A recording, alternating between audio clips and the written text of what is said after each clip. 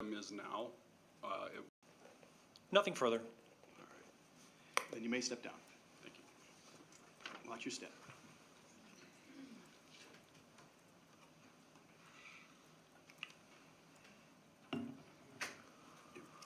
Mr. DeCray, your next witness. Your Honor, we had a conversation outside the presence of the jury about what we would like to do right now. We'd like to take a brief recess to confer with our client to try to make a decision as to what we're going to do next. Understood. Understood. And so, ladies and gentlemen, from time to time, it'll be necessary for me to discuss legal matters with the attorneys outside the hearing of the jury. Please be patient with us and do not speculate as to the nature of the matters we are discussing. We'll have you just step out once again, but every time you step out, I read the admonition to you. And so do not talk about this case with anyone, including yourselves, and do not talk to anyone involved in it. Do not read about this case in the newspapers or listen to news about it on the radio or television, social media or internet. Do not talk about any of the people or any subject involved in the case with anyone. Do not share information about the case in writing, by email, by telephone, on the internet, or by any other means of communication, and you must not email, blog, tweet, text, or post anything to Facebook, Twitter, X, or other social networking sites about this trial. Do not visit any chat rooms to discuss this case. All rise for the jury. Make sure you leave your notepads turned upside down.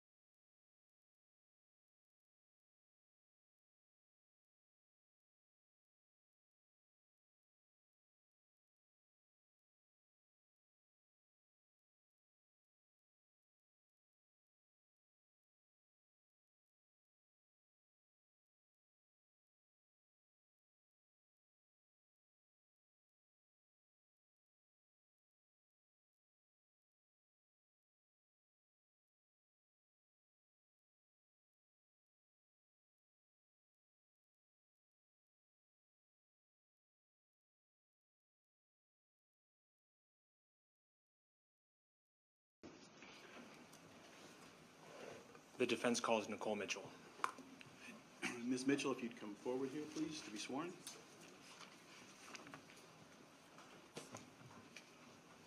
Raise your right hand, please. You swear the testimony you give here will be true? If so, say I do. All right, please take a seat in the witness stand, and you've heard me give other witnesses warnings. There is a slight incline, so watch your step.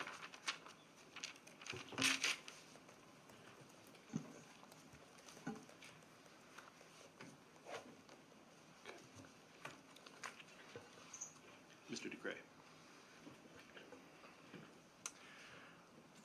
Before I begin, I'm going to give the same statement I gave to the first witness. Please be careful with the microphone and do your best to use first and last names, and I will do the same. Ms. Mitchell, will you please state your full name for the record? Nicole Lynn Mitchell, What is your date of birth? October 10th of 1974, Making you how old? 50. Before we talk about this case, I'd like to briefly talk about your life and your background. Where do you live? Woodbury, Minnesota. And for those who may not know, is that a suburb of Minneapolis, St. Paul? Just east of St. Paul. Who are the members of your household? Myself, and I have two sons, both age 8, Sam and Liam.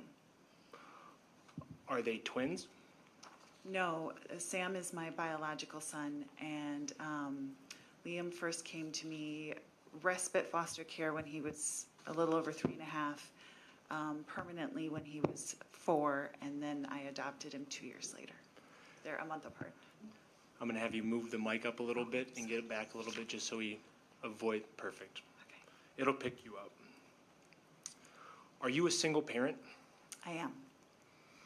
You mentioned Liam started out as a foster child. Have you fostered any other children? Yes, predominantly respite care.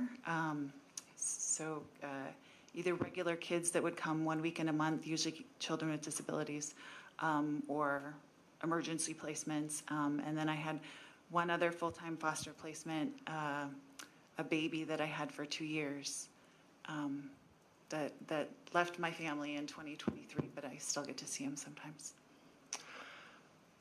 I think we're going to be talking for a while, so I'm going to encourage you one more time. I know, but if you can just stay back a little bit. Oh, back. Okay. Yep, it'll pick you up. Look how far back I am. It'll definitely pick you up. What do you do for work? Currently, I'm a state senator.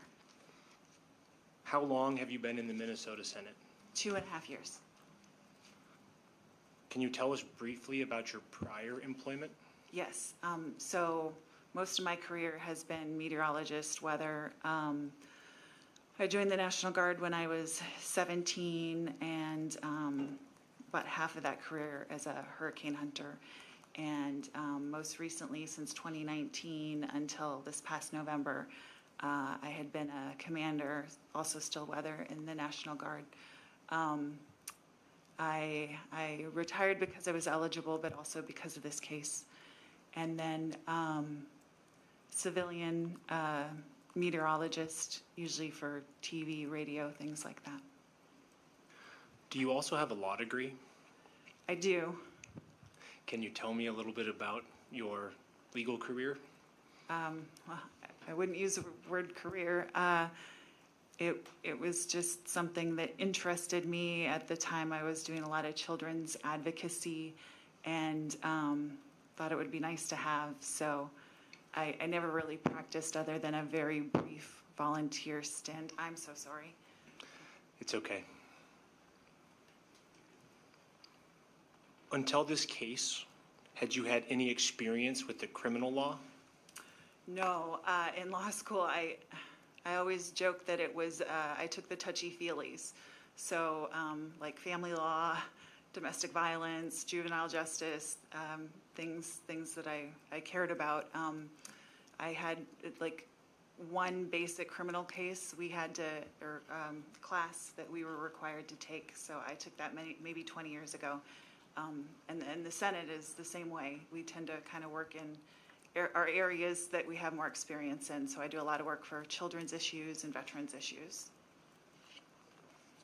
How long have you known your stepmother, Carol Mitchell? They started dating when I was 4 and got married when I was 8. So 46 years. Growing up, did you live with Carol and Rod Mitchell or with your mother? There was a brief stint where my mom was in the military, and Dad technically had me, although I was mostly at my grandma's for school and stuff. But otherwise, it was always with my mom, and then Dad and Carol were more like summers and holidays, things like that. Did Carol Mitchell ever legally adopt you? No. It's an issue in this case that Carol Mitchell has been diagnosed with Alzheimer's, and some witnesses have already told the jury that their relationships with Carol have been affected by her Alzheimer's. Has that been your experience as well? Absolutely. I know it's hard to condense a long family relationship into somewhat of a short summary, but how would you summarize your relationship with Carol Mitchell pre-Alzheimer's? I mean, she was one of my parents, and my mom, especially when I was younger, was a single mom and working and dating, and like I eventually did, she had joined the Guard to help herself go back to school. So it was, and I always remember Carol being in my life and as a mother figure, and so it was nice to have another mother figure. What about childhood memories that you have with Carol Mitchell and Rod Mitchell? Can you talk about some of those? Yeah, my mom hates camping, and they like it, so, I'd get to do things that I wouldn't do.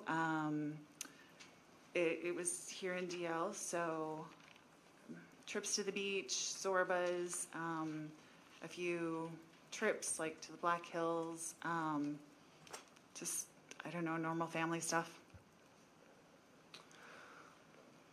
You mentioned that Carol was like a second mother.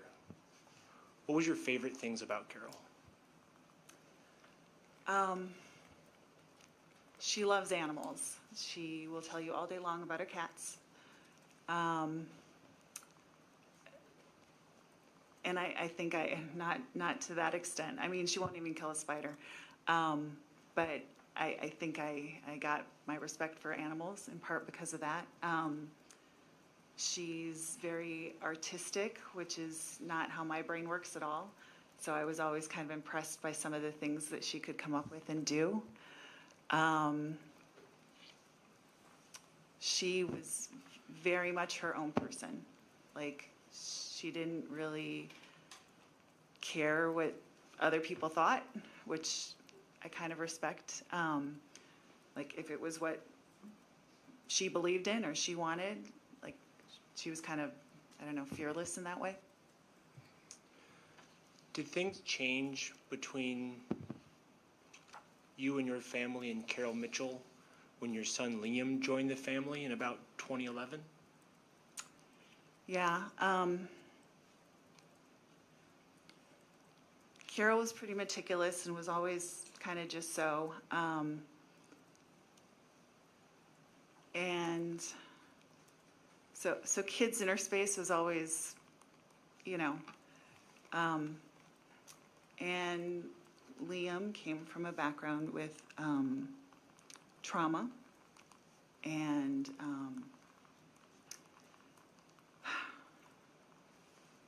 he'd already, before he came to me full time, he'd already been bounced through another foster home, and he's the sweetest kid, but he could get pretty emotional sometimes, even more than at the time a normal 4-year-old. And we didn't have the diagnosis yet, but he does have some trauma-related diagnosis, anxiety, ADHD, and autism.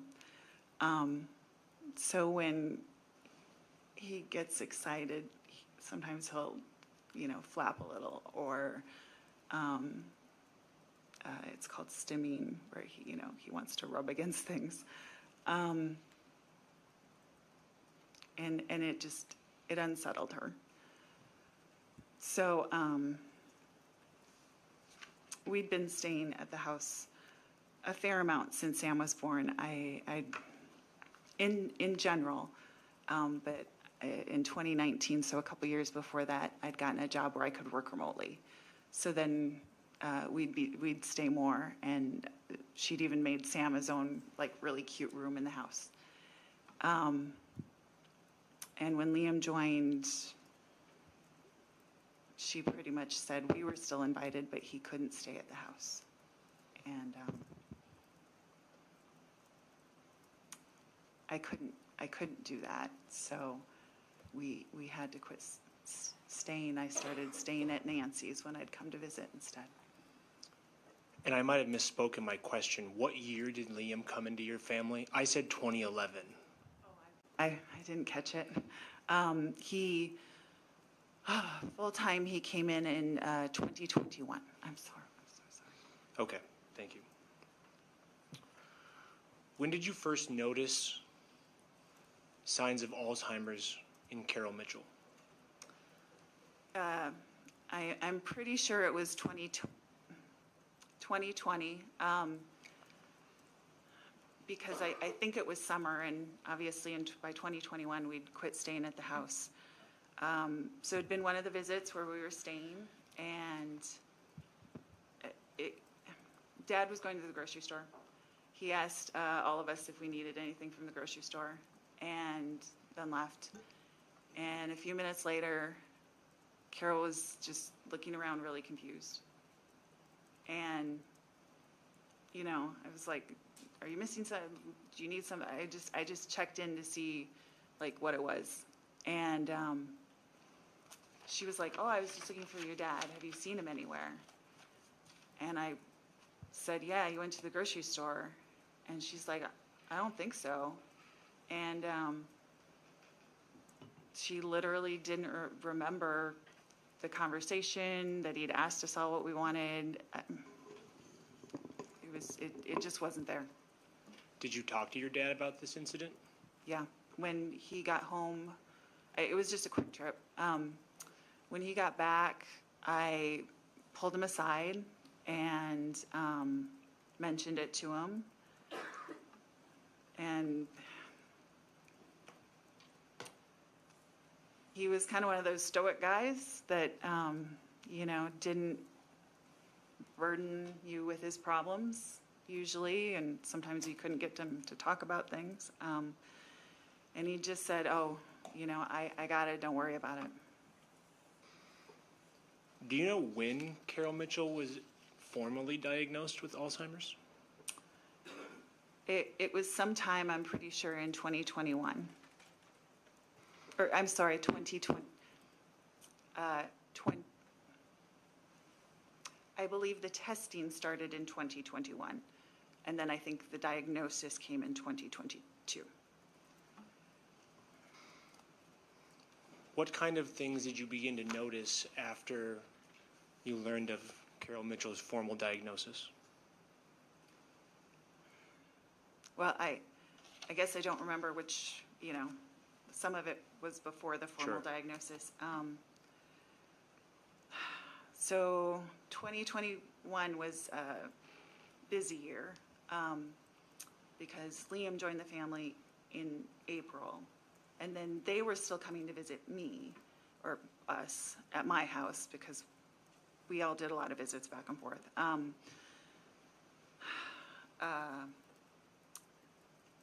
And then I'm not sure how they all talked me into it. We also had 3 foster dogs that year, and then I took on a foster baby in August. So I don't think I was paying as much attention as I probably should have been. But the things I noticed were Carol was usually the driver, and Dad was driving a little bit more. She had been staying at the house too when she came along when they came to visit. And by the end of the year, she was convinced one of her cats couldn't be left overnight. And so she quit coming on the visits.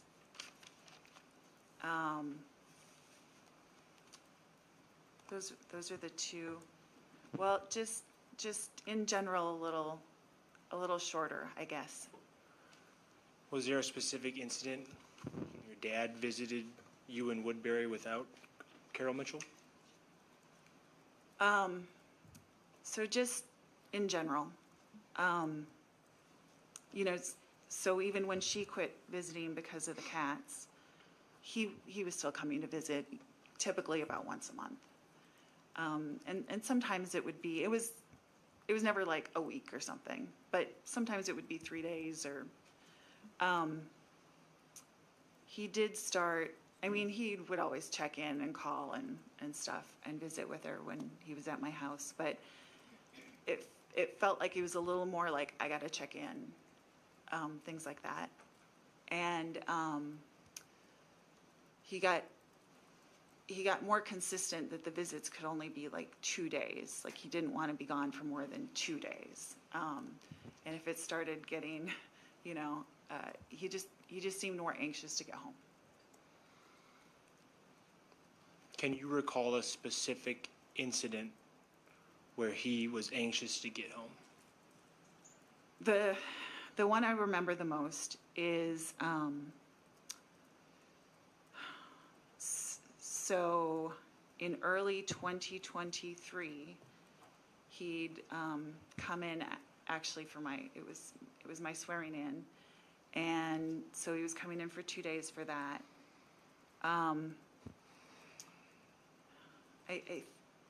I think just before that, there had been a woman that had gotten lost in Detroit Lakes with dementia, like a pretty serious case where they almost didn't find the person in time. We talked about it, and because it had made statewide news. And that visit in particular, the one right after we'd had all that conversation, I'd asked him if he could just like stay the next day because my babysitter wasn't available until I got home from work, and then go home. And there ended up being a bad snowstorm. And so I got home a little late, and I was like, Dad, it's too bad to drive. And he was like, no, I gotta get home. And he literally, I don't think it was technically a blizzard, but it was awful. And he left at like 8 o'clock at night to drive back to Detroit Lakes. Did he make it? He did not. He had to turn around after 15 or 20 minutes. And then he left immediately the next morning. What did you take from this incident?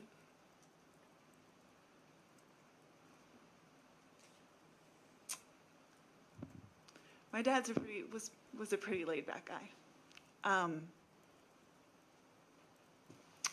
And he didn't at least like to show his family he was worrying. And so, you know, if Dad was worried and was showing it, it was usually a sign it was pretty bad. Do you have any other relatives with Alzheimer's? Yes, my grandfather had it pretty seriously, and my mom now also is starting to have, it hasn't been diagnosed as full Alzheimer's yet, but dementia. Can you talk a little bit about your grandfather's Alzheimer's that you remember? Yeah, it was pretty sad.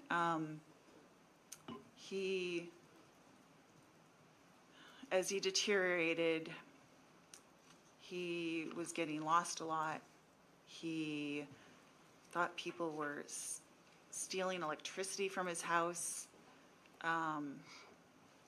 He kind of lost his best friend because he had a watch that he thought his friend had stolen, and even when you would show him the watch, he would immediately forget it and think this, and like if you saw his friend, that was the first thing he'd do, is just be like, you stole my watch. And he forgot my grandmother by the end.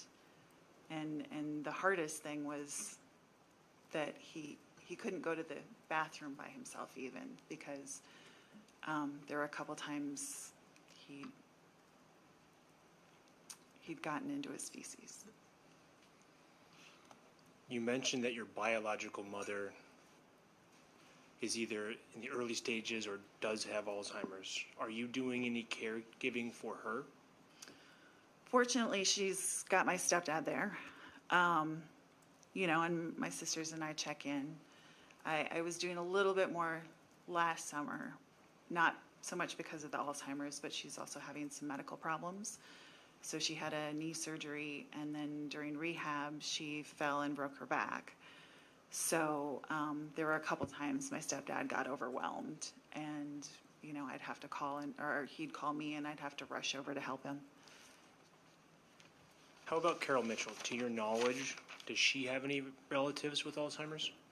Yes, one of her parents had Alzheimer's. Her oldest sister, Gigi, who's in her late 80s, and she has it to the point that Carol had told me in June of 2023 that her son lives with her, and she doesn't remember her son. I think she told Carol on the phone, there's just this nice young man that lives in my house.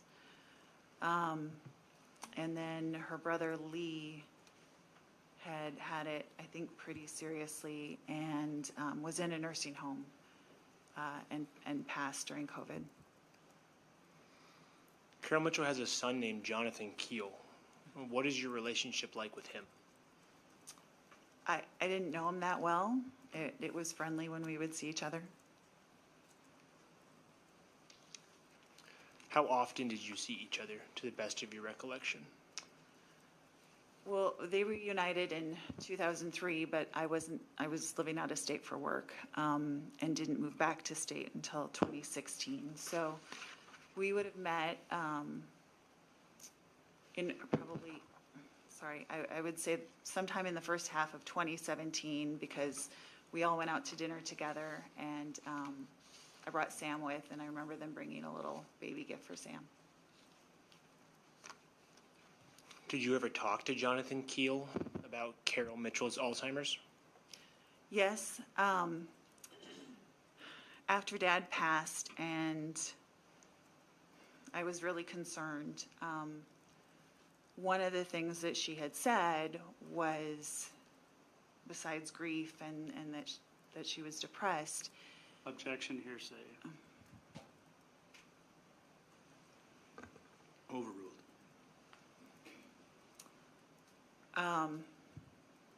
Was that being in the house with all the reminders of Dad was just really hard. And so I thought maybe getting her out of the house for a weekend would be a really good idea. And I had relatives coming down for Memorial Day on their own trip, but they said they'd be willing to bring her with. And I thought just getting out of the house and maybe going out and doing other things and a change of scenery would be really beneficial. So I'd called Jonathan to say, maybe if I could get her to come down, we could all go out to dinner. She'd really like that. If there's anything you can do to help me kind of convince her to do that, I would appreciate it. And did you text with Mr. Keel about this? So I think we showed it yesterday. We talked about the Alzheimer's paranoia during that conversation, and if I recall the text correctly, it was kind of a follow-up to that, saying that he had tried to talk to her and what he was doing when she was getting paranoid. Was there an incident related to Jonathan Keel and Carol Mitchell at your dad's funeral? Yes. We were all pretty in shock. But there was a point where we were both there, and she introduced us to each other. And of course, after we all met, I would say we all went out to dinner together, kind of at least once, lunch or dinner, at least once a year. So by that point, we'd all met together several times, and I was just concerned that, you know, she was that out of it. Historically, do you feel that Jonathan Keel knows Carol Mitchell as well as you? I don't think so. Why do you say that? It's just different. You know, she gave him up for adoption right before she turned 20, I think, and then they didn't reunite until he was in his 30s and she and Dad were in their 50s, and there was definitely love, and she was thankful for the reunion. But it's different when a kid's growing up with you and knows all the family stories and, you know, all that history of. I think her mic went out there, Your Honor. I don't know if it got touched or not, but Attempt Is to it- tap. There we go. I Okay. think she turned her face away from the microphone, so. we're having trouble with that microphone. We're gonna work on that. I think you were talking about the things that you learned about Carol Mitchell when you were growing up. Oh, yes, thank you. You know, so that just like history of having a parent your whole life versus someone even that you love very much that you've met in your 30s. And so, you know, I can name every cat she's ever had. Why she got divorced from her first husband, all the kind of family history, most of her medical stuff, even you know, before the Alzheimer, is just history. Did Carol Mitchell ever say anything to you that led you to believe that she agreed with your assessment? It was just little things.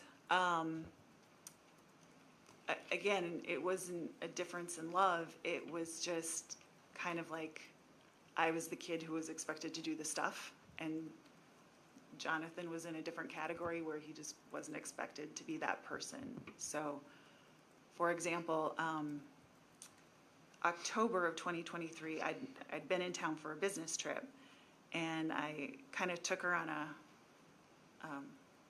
with me. We went on basically a little road trip up to, I think the town's called Callaway. And on the way back, we passed the cemetery, and she said, you know, that's the cemetery, that's where it is. There's going to be fees on it after I croak. You know, you need to take care of that because it wouldn't be fair to ask Jonathan. And just kind of things like that she didn't kind of ever ask him to do, like the stuff. I don't know how to explain that. What about Pam Muxfeld, Carol Mitchell's niece, power of attorney? She testified earlier in the trial. What's your relationship like with her? So that, you know, that was her side of the family. And when I was younger, we would occasionally spend some holidays there. Pam was a little bit older than me, so I would say 8 or 10 years. I actually knew her sister Lisa a little bit better, who was slightly younger. So Lisa had gone on some of the camping trips and stuff with us. So I just, you know, other than a couple holidays. And then there was a big falling out in the family, and mostly with Pam's mom Dee and Carol. So then they quit going to holidays. Just try to use I'm last sorry. name. It's okay. It's Oh, hard. I'm sorry. Yep.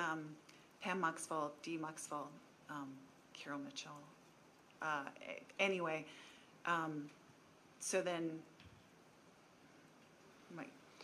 do I have to say Rod Mitchell? You can say your dad, I think. So then Dad and Carol Mitchell quit going to holidays there, which meant I quit going to holidays there, and all the holidays were at the Mitchells after that.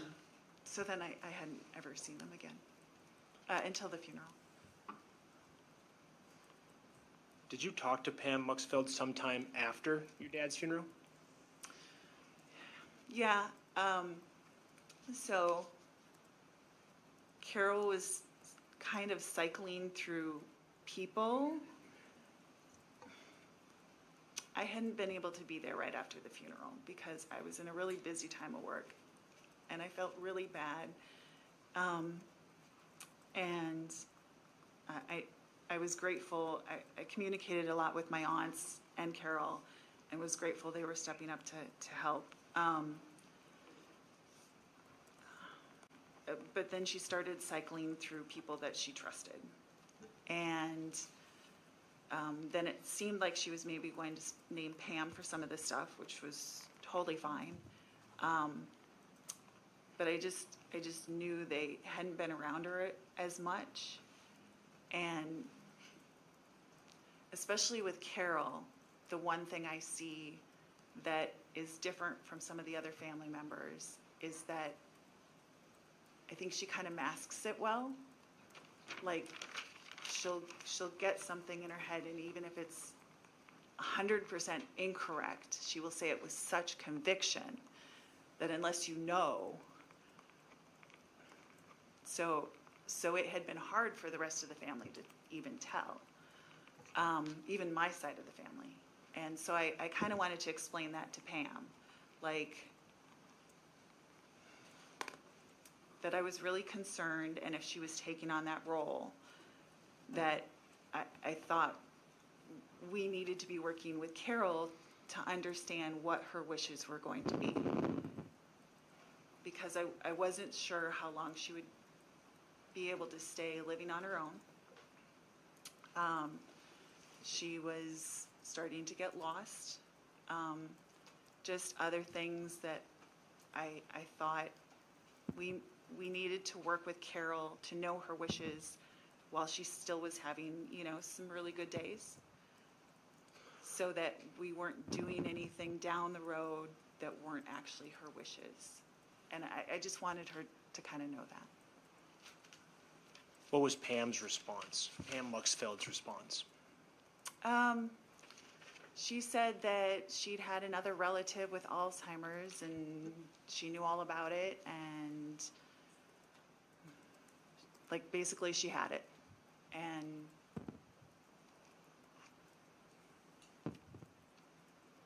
working with foster kids, I have to work collaboratively a lot of times with families, and I was kind of hoping that's what we could all do. I felt a little like my concerns were dismissed. Did she say whether they had a plan if Carol would end up not being able to live on her own anymore? Yes, she said that if she needed, so what I had wanted, and I think I maybe communicated this, is, there were a bunch of relatives in Moorhead if she ended up somewhere that would check in on her all the time. Or maybe she wanted to stay in Detroit Lakes because she still had some friends in the area. Or maybe she wanted to go to Fergus Falls.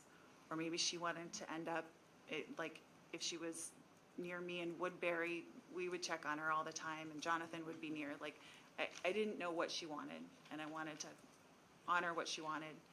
And so when I said, we should just figure out what she wants, she said, oh, my mom will just take care of her. I'm sorry, D. Muxfeld, or no, D. Lindholm.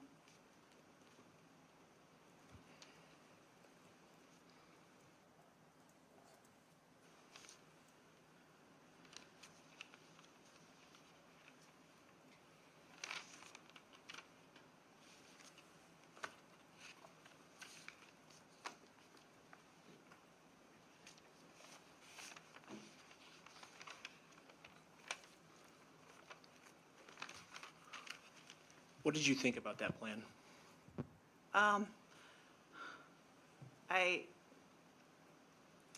didn't want to be rude, so I didn't say what was in my head, but that was a horrible plan. Why? The two of them were like oil and water. Even when we would do holidays, we'd get home and it would just be a vent about little slights or things like that had happened. And then the big fights had happened like 20 years ago, but there was a fight over reunification with Jonathan. There was a fight over the parents' estate, and then they'd been estranged. As I think maybe there'd been a little bit, like if someone was having a wedding or a graduation or something like that, but it was not a good relationship. That was me. When did your father, Rod Mitchell, die? March 19th of 2023. In terms of your relationship with Carol Mitchell, how significant of an event was this? It was major.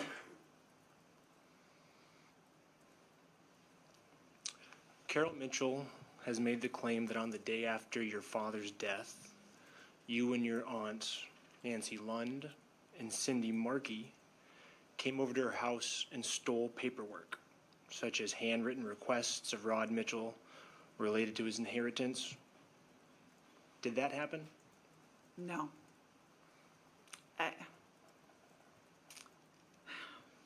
So there's a week in the legislature called deadlines. And anything that got worked on that year that doesn't get a hearing is dead. Anything you're carrying for a constituent. I was carrying a lot of work that year. I was carrying actually all the veterans budget stuff. Plus, then you have to be on committees to see hear other people's work. That's why I was so upset that I couldn't get away that week to be there and help, because if I would have left, all that work for other people would have fallen apart. And both Dad and Carol Mitchell had been really proud of my work, and they wouldn't have wanted it to drop just because of that. So I really had to juggle my schedule just to get there Friday for the funeral, and drive up that morning, and I was still kind of on call to possibly have to Zoom and vote and drive right back. So I'm literally on videotape in committees at the Senate that day. There's no way I was there. Not counting Rod Mitchell's funeral, when is the next time after the funeral that you saw Carol Mitchell? A few weeks later, I drove up with my kids for Easter. I think it was April 9th that year.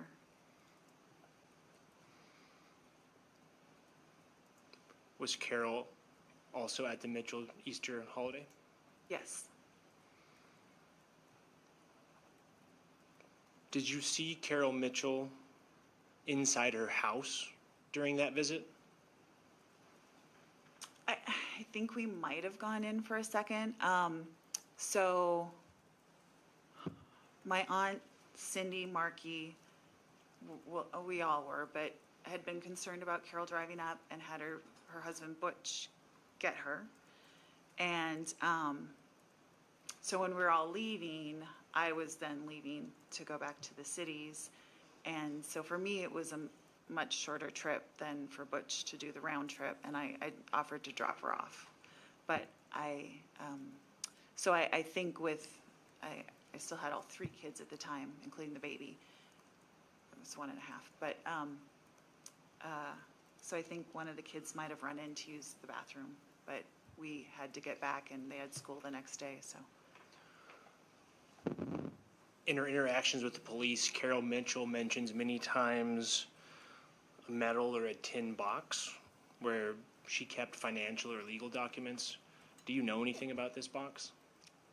I do not. I've heard it talked about. Same thing with the notebook that came up. I have never seen any of those things, and to me, a tin box is like a Christmas tin, so I can't even quite picture it in my head. How did Carol Mitchell act toward you regarding the topic of money?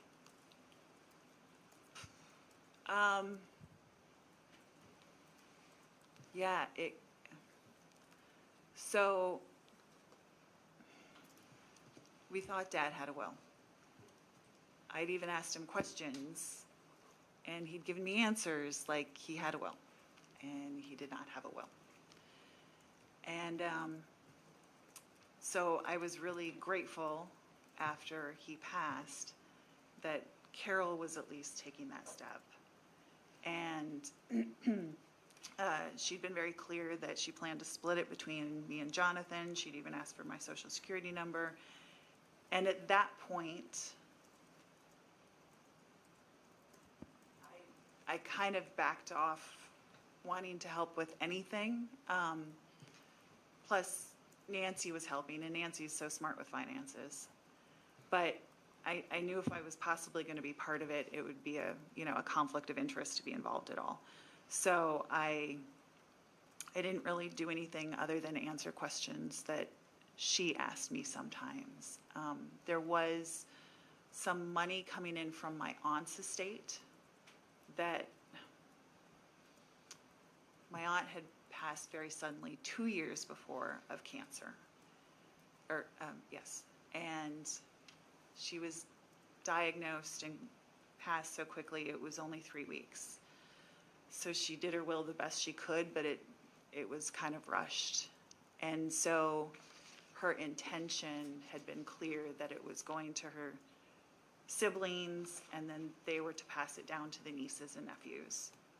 And because Dad hadn't properly marked things, and then there was a new chunk of money going into the estate, there was some discussion over that specific money, and Carol had asked me some questions, like, why am I getting money from Lori Sandry, my aunt?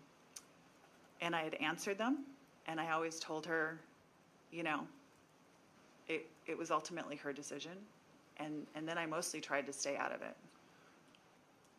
Was that the Lori that Carol referenced in the text messages we saw yesterday? Yeah, yes. Let me ask you directly. Did you want to take Carol Mitchell's money after your father died? No. In fact, I'd had a conversation with her a few months later once I was finally out of session. Then I started trying to visit every month to check in on her and make sure things were okay. And in one of those conversations, I said, Dad took care of you really well. Is there anything you haven't done that you'd like to do? Like a trip you'd like to go on? Anything else? But then at the same time, I had done the math, and I'd even called what I would consider like the best senior facility in my area at that time, found out about wait lists, found out about the costs for the different type of care. And once you go from like assisted living into memory care, that can easily be in a good facility $100,000 a year. And so I just knew we needed to like protect the money as long as possible, because her sister was in her upper 80s, and if that tracked, we could be talking, 10 or 15 years of me needing to make that money last. And I knew that if it came to it and there wasn't enough, I would be the one covering everything. So I just wanted to make sure it was protected. I want to direct you back to your aunt, the money your Aunt Lori had given. Was it your understanding that that money was meant to go to you? Sorry. It was Lori's wishes, yes, that it would pass along, like basically the Mitchell family line, but it was not, her will didn't properly contemplate checks going out while someone else died and how that would pass. And so it was going into my father's estate. Who ended up with that money? Carol kept it. So you let it go. I did. You testified earlier that your father died without a will, and so there was a probate. And was there a beneficiary designated? I don't know that the proper word is beneficiary. Just like you, I didn't do any of those parts. I only did criminal law in law school. Tell me what was going on related to sorting out your dad's estate after he died. So, because he died without a will, most of his estate was his retirement account from where he worked for, I think, his whole life. So that was the huge chunk of it. But there was money he had put in a CD from what was actually the first distribution from my aunt's estate that was $120,000. And then the new money that had come in from my aunt's estate, which was $50,000. And so almost all the money that actually ended up in probate was the money from my aunt. And in Minnesota, everything goes to the spouse up to a certain amount. I knew because of the amount, everything would go to Carol. If they have a child from a different family at a certain higher amount, then everything beyond that splits. So I knew everything was going to go to Carol because of that. She asked for herself to be named executor, which I had concerns with because she had no grasp of finances. Dad had done everything for 40 years, so she didn't have any foundation of finances. And then, she couldn't learn anything new because of the Alzheimer's. So I was concerned about her naming herself executor, but I knew at the end of the day it wasn't going to meet the threshold, so everything was going to go to her. And so again, just to put a fine point on it, despite your concerns, did you contest that she would be the person who would get the money? No, not at all. Or that she would be the executor? So for the executor,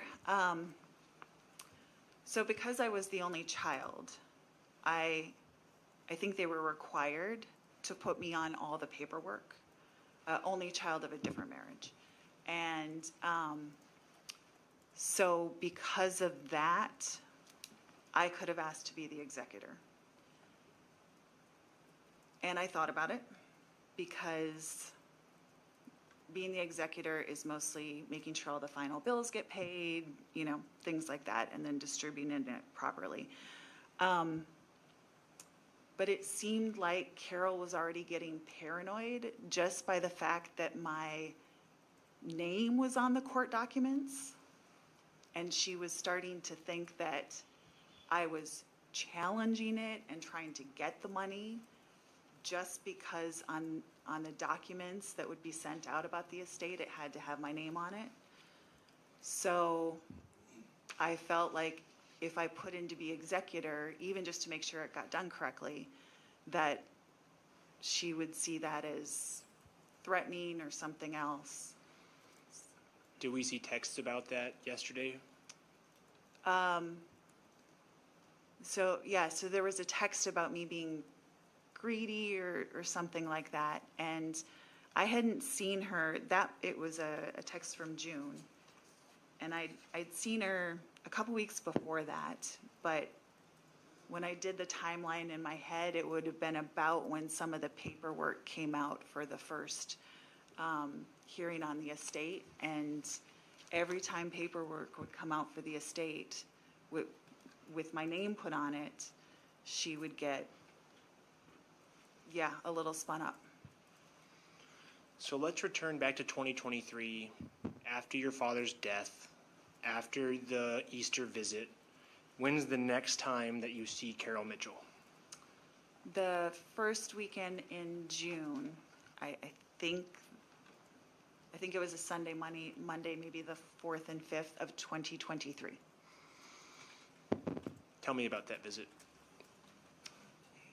It was nice. I mean, I was worried, but so what I started doing is trying to visit every month, and we'd stay at Nancy's, and she would come in for the day, and sometimes it was on the way there that we'd stop through, but usually it was on the way back. And then the next day on the way back, we'd stop and visit.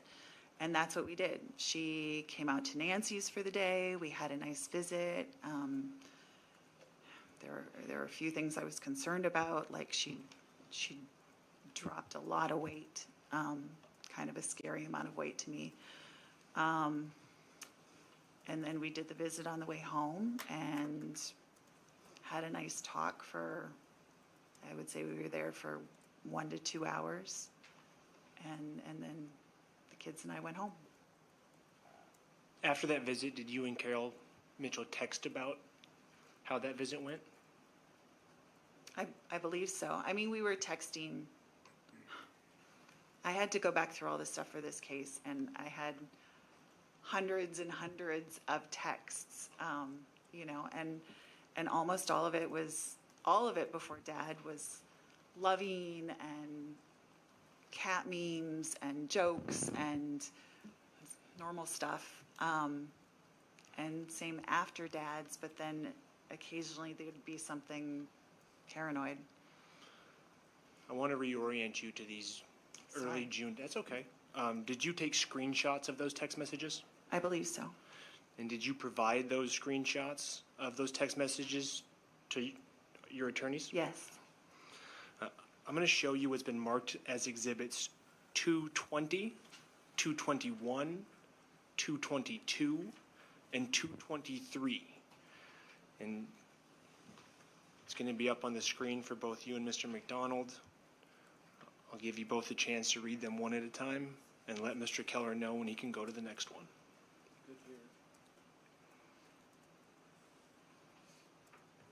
Oh, yeah.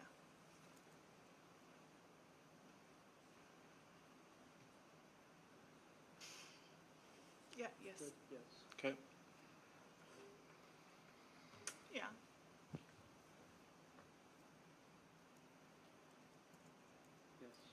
Yes. Yes. Yes. Do you need a moment before I ask you these other questions? Okay. Is what you just saw a complete and accurate representation of your conversation with Carol Mitchell after your visit in June of 2023? Yes. Have the screenshots been altered in any way? No. Who are the communicators on the text message thread? I am green and Carol Mitchell is gray. How do you know that the person on the other end of the text messages is Carol Mitchell? Because I've texted her under that name for forever. Your Honor, I'd like to offer as exhibits 220, 221, 222, and 223, and request permission to publish. Mr. McDonald. No objection, Your Honor. All right. Exhibits 220, 221, 222, and 223 are received, and you may publish. As you saw yesterday with your aunt, whenever you're ready, we'll read each text message one at a time. I know you just said it, but for the jury's sake, please orient the colors of who is talking, and then Mr. Keller will move along as you read them. I am green. The first one is in the morning on the way to Carol's house, leaving Nancy's now. She responded, smiley face. After we'd left, 6:04 p.m., Hope you made it home okay. I went for a walk about 45 minutes ago, and it was so humid I almost melted away. Ha. Thank you for the visit and sharing those wonderful boys with me. Very healing. I really appreciate it all. Hearts. I know you're hurting too, and I just want to remind you how much your dad loved you and the boys, and has always been so proud of you. Me too. But I know I had nothing to do with it. But still, I am proud of you too, and brag about you. Not only your career choices, but what a, this is the rest, but what a loving, wonderful mom you are. Me, of course you are a part of the person I became, and most importantly, you made Dad happy. Hearts. Thank you for the kind note. We had a nice visit too. The boys missed seeing Grandpa, but also you as much. We got home about 30 minutes ago. I got us unpacked and set up the new enclosure for our caterpillar friends, and I raise monarchs with the boys in the summers, so it's a picture of the caterpillars. And then I sent her a picture. We'd gone to Miguel's for lunch. Here is the picture from Miguel's. You can unpublish, Your Honor, please.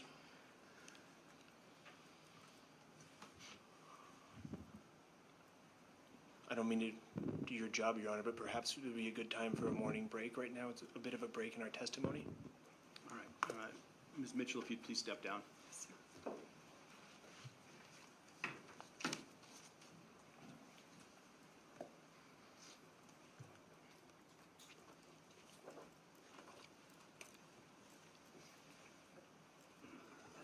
Ladies and gentlemen, we use this opportunity for our morning recess. I'll remind you not to talk about this case with anyone, including yourselves, and do not talk at all to anyone involved in it. Do not read about this case in the newspapers or listen to news about it on radio or television, social media, or on the internet. Do not talk about any of the people or any subject involved in the case with anyone.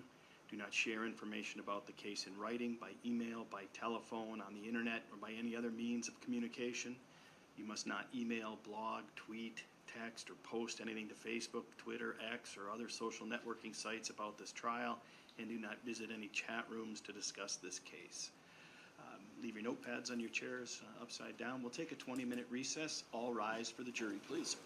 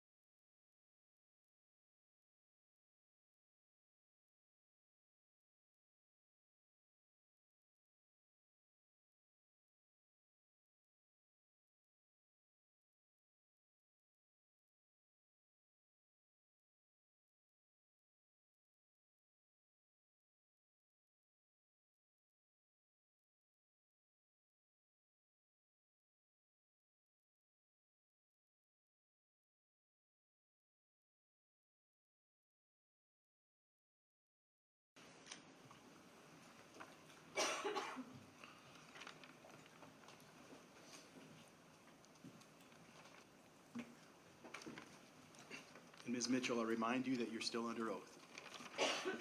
Mr. DeCray. Thank you, Your Honor. Just to reorient where the testimony was before break, we had just got done talking about a June of 2023 visit with you and your family to Carol Mitchell. What was the next time that you saw Carol Mitchell after the June visit? I was trying to go monthly, so it would have been July, around the 4th of July. Talk a little bit about that visit, please.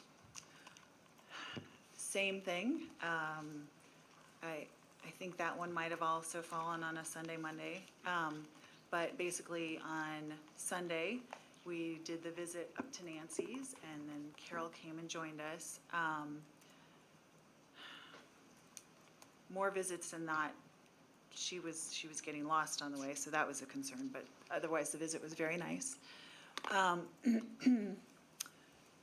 then the next day, the boys and I went up to Detroit Lakes and did a longer visit there. Can you tell the jury about some of the things you did when you were in Detroit Lakes? It was a busy visit. I didn't remember everything until I was going through my texts, but so I think the first thing was we raised monarch butterflies, and one was about to come out right as we were leaving on the trip, and so we couldn't just leave it.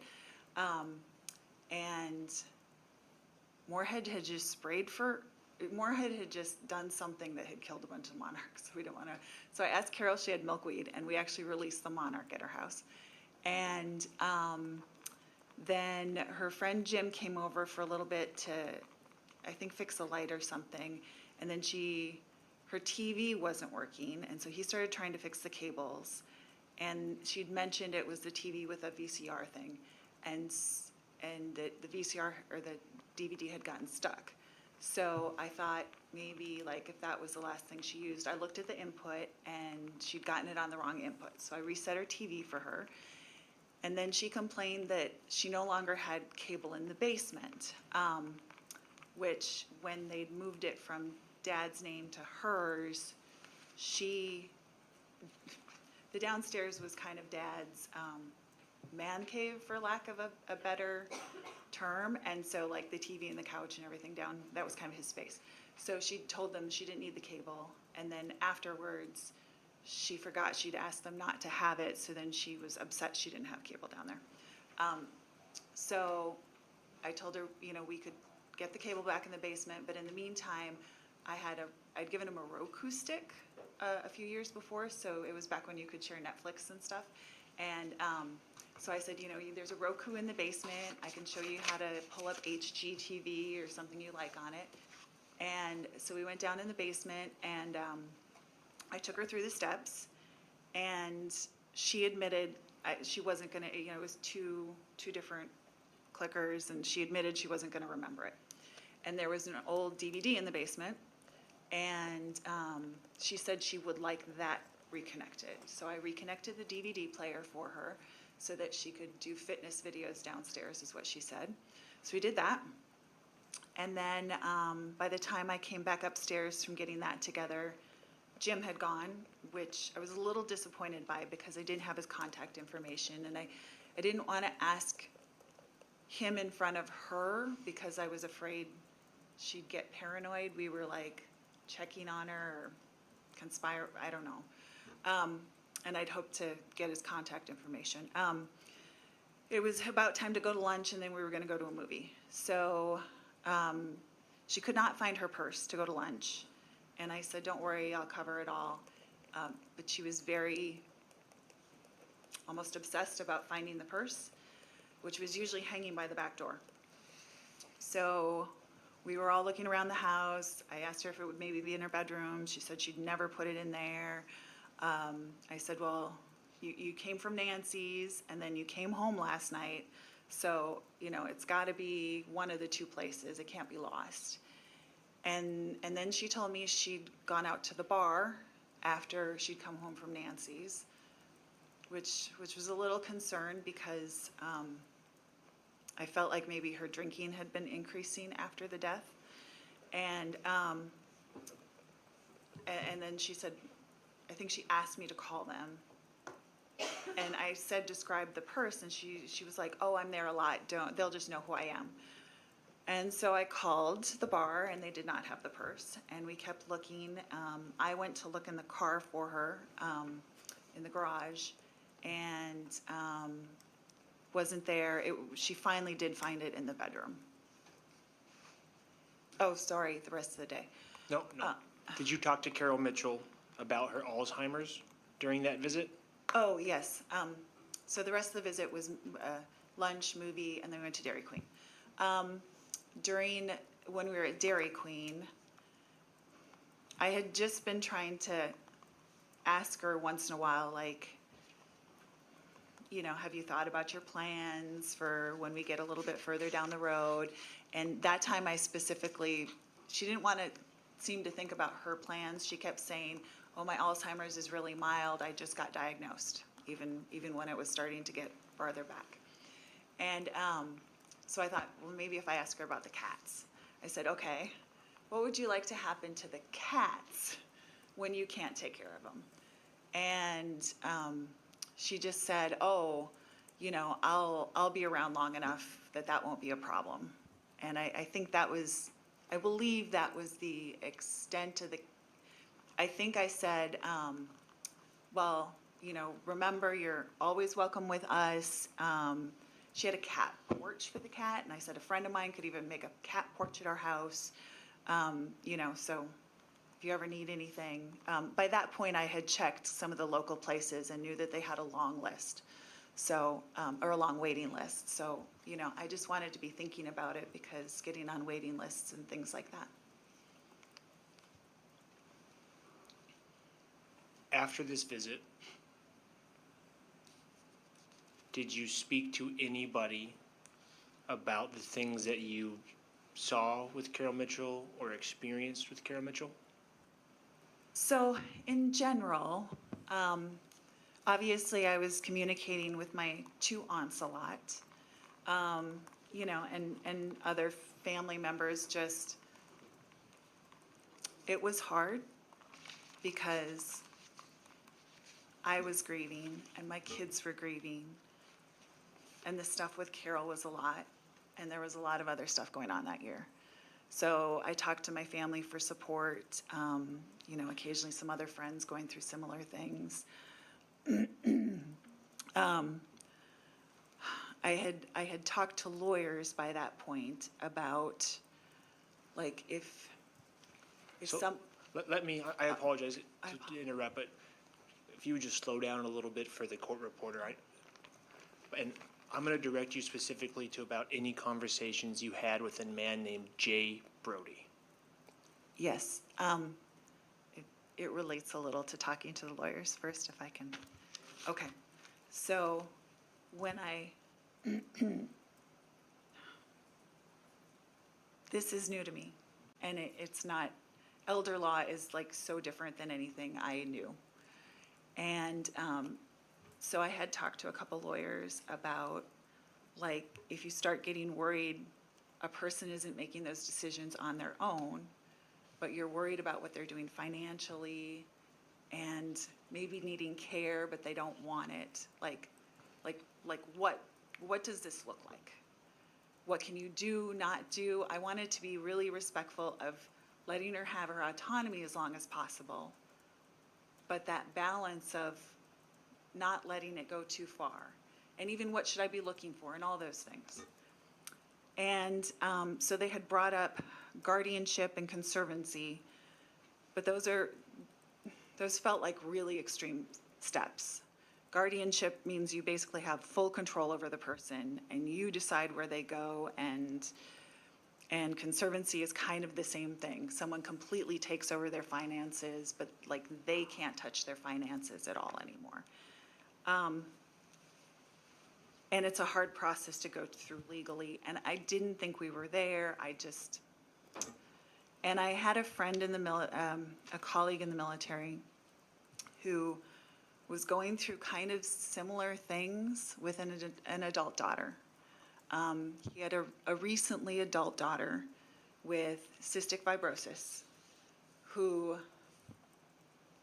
was an adult and so of course could make their own decisions, but would sometimes not take medication and would not take care to the point that she would end up hospitalized. And so we had a lot of conversations about, like, what is that line?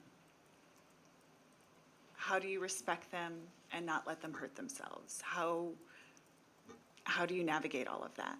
And so after that, I think we kind of like bonded over that issue a little bit, going through different but similar things, and so we had conversations. You're on.